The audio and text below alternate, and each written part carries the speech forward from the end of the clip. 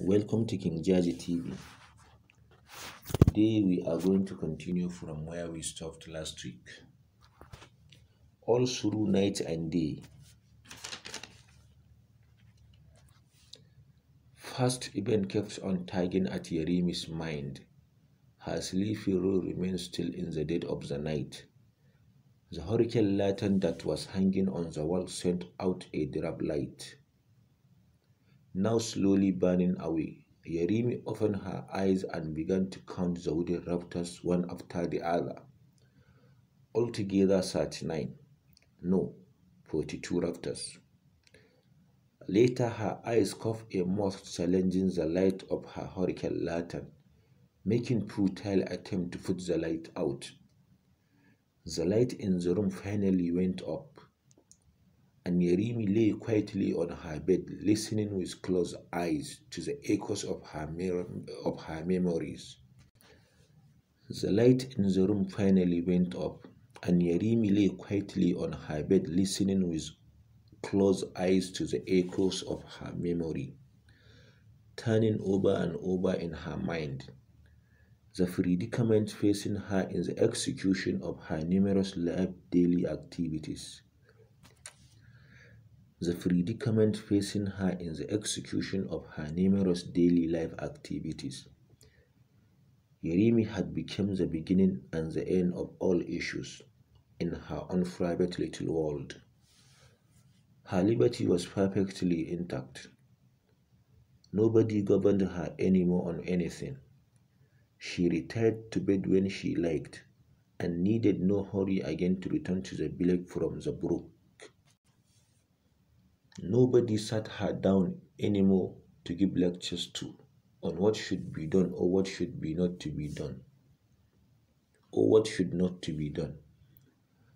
There was no more that strong arm rule of the man to keep her on her toes, to check her excesses, and to enforce obedience. Yerimi was now completely on her own, and she was so unhappy about it. There seemed to be no sweetness and no comfort in this her position of a woman almighty. She very much wanted to feel loved again, to feel supported, protected, and looked after. There really should be some man close by to lean on all the time, a man to pester with demands, to urge with requests, to provoke with expensive jokes, and to issue threats and ultimatums to a man who would possibly take over the absolute control of the matrimonial home. But there was no such man anymore, and her now was Yerimi. And here now was Yerimi, alone in this world, making a resolution and taking decisions without reference to anybody. On a daily basis, she faced the problems of life with no one experience enough to share with them. And she had to put up with agony of the constant remembrance of her man who had quietly left her, who had disappeared like a puff of tobacco smoke inside old man's pipe. Everything at home served to keep Ajmobi's memory alive. The sitting room, the sleeping room, the garden, and the backyard, all echoed with memories of Ajmobi's conspicuous absence. At a corner of their sitting room, on the nail was Ajmobi's weather-beaten khaki shirt, patched in several places at the bottom, and his old smoke oozing a familiar odor which now filtered through Yerimi's nostrils to remind her of the happy days she had shared with her man.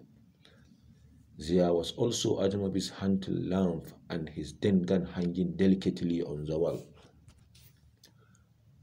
Ajmobi had never been in a hurry while loading his gun. In preparation of nighttime expeditions, that was the time he needed maximum concentration and would not want to see anybody near him, not even Yerimi. Loading the gun was purely a man's private business. Women could only stare in wonder from a respectable distance and watch the miracle of God loading and folding. Ajimobi would sit alone with both legs stretched out on the ground at the back of the house tending his gun, fondling with it and speaking lovingly to it like a baby. Cautiously, he would begin to feed the mouth of the gun with powder, then ram down the wad with the ramrod and finally close up the nipple of the gun with the percussion cape. He would slip out the compound quietly, and the next thing to hear would be the sound of his gun booming in the distance inside the deep forest. It was never easy getting game to shoot. For Ajmobi, it involved trekking for hours, maneuvering through the sunny bush in complete silence, eyes darting left and right in perfect object focus, crouching on the tree branches completely motionless, listening to the noise of nightfall, trying to discern the shadows of the various animals coming to the brook to drink water. Ajmobi used to be a boastful hunter.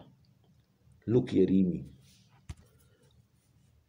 Ajmobi used to be a boastful hunter. Look, Yerimi, he would say.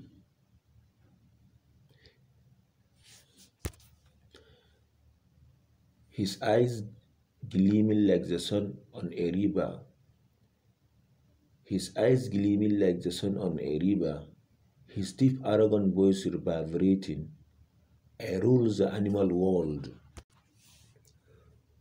With my razor-sharp eyes, I catch movement of all the creatures nibbling in the forest of Kupi. I am familiar with the voices of the wind and the storm, the sight of the night and the whispers of dawn. The sight of the night and the whispers of dawn. I know the wailing of the bush rat caught in a trap, and the chatter of the talkative parrot refusing on the tall tree. I am acquainted with the haphazard motion of the dancing impala in woods, very compassed with the gliding thrust of the wild wolf in the grey shadow of darkness and twilight. I am acquainted with the haphazard motion of the dancing impala in the woods, very compassed with the gliding thrust of the wild wolf in the grey shadow of the darkness and twilight. In my career, Yerimi, I have shot dead over 20 hyenas. These bandy-legged murderers in the night, as they roam the clumps of the dirty Kampa woods in the forests of Kelebe and Akokura. I have the power to sit on the skin of an ant, and the power to squeeze my body under the fingernails of the adversaries. I have the power to sit on the skin of an ant, and the power to squeeze my body under the fingernail of my adversaries. I can pitch tent on the eyeballs of foes and consume the burning ember inside the enemy's panels in one gulp. I can freeze the meat of an antelope with the smoke of a pipe to feed 500 guests during the Ogun festival. It is easy for me to dig a deep trench round Kupi village with the point of a needle. I can swallow the sap of Jokoji and chew the bitter leaf of Ifarada to make myself invisible before my opponent. To make myself invisible before my opponent. Yes, I can transform into invisibility in 1 minute and remain undetectable like a chameleon in the canopy of green leaves. Nobody knows the secret of the hole. Nobody knows what the cutlass conceals. No one can unravel the mystery of Manoge Dege. It will fight today. It will fight tomorrow. Finally, the butterfly escaped from the enemies with its mesmerizing moves. That is me, Yerimi. I swear, I leave python round my shoulder with no fear of danger, like a pretty ornament of the graceful neck of a young bride. I am the lightning flash, wrapped in the cloak of death, the huge morsel, undigested, coming out like hot iron through the anus of the enemies. I am the lightning flash, wrapped in the cloak of death, the huge morsel undigested coming out like hot iron through the anus of the enemies. This is the end of subpart of this chapter. The remaining part will be continued in my next video. Don't forget to subscribe King Jaja TV. Happy reading.